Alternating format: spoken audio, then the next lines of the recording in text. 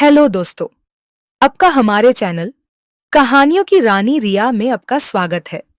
आज हम आपको बहुत सुंदर कहानी सुनाने वाले हैं। राजा और रानी की प्रेम गाथा। राजा राघव अमरगढ़ का शूरवीर राजा था।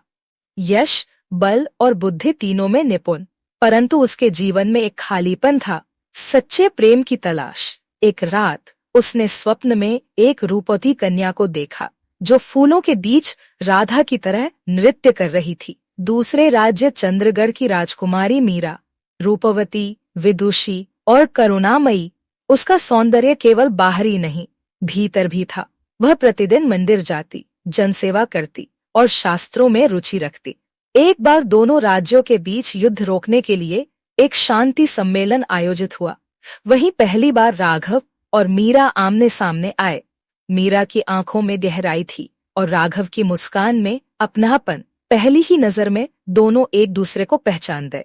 कुछ ही दिनों में मीरा और राघव एक दूसरे के बिना अधूरे लगने लगे।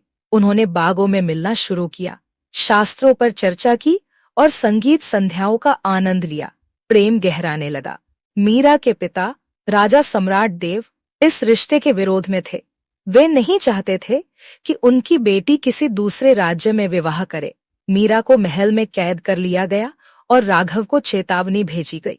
मीरा अब महल के एक कक्ष में बंद थी और राघव अपने महल की छत पर हर रात उसकी याद में बांसुरी बजाता था। दोनों की आंखें तरसने लगी, लेकिन उन्होंने हार नहीं मानी। मीरा ने एक चिट्ठी अपने पिता को लिखी, जिसमें न तो विद्रोह था न गुहार, बस प्रेम की सच्चाई थी। राजा देव का दिल पिघल गया। उन्होंने स्वयं राघव को निमंत्रण भेजा। राजा राघव और रानी मीरा का विवाह चंद्रगढ़ में हुआ। दोनों राज्यों के लोग गदगद थे। हर ओर दीप जलाए गए, फूल बरसाए गए और संगीत गूंजा। प्रेम की जीत हुई। राजा राघव और रानी मीरा ने अपने प्रेम से राज्य को भी प्रेम से भर दिया।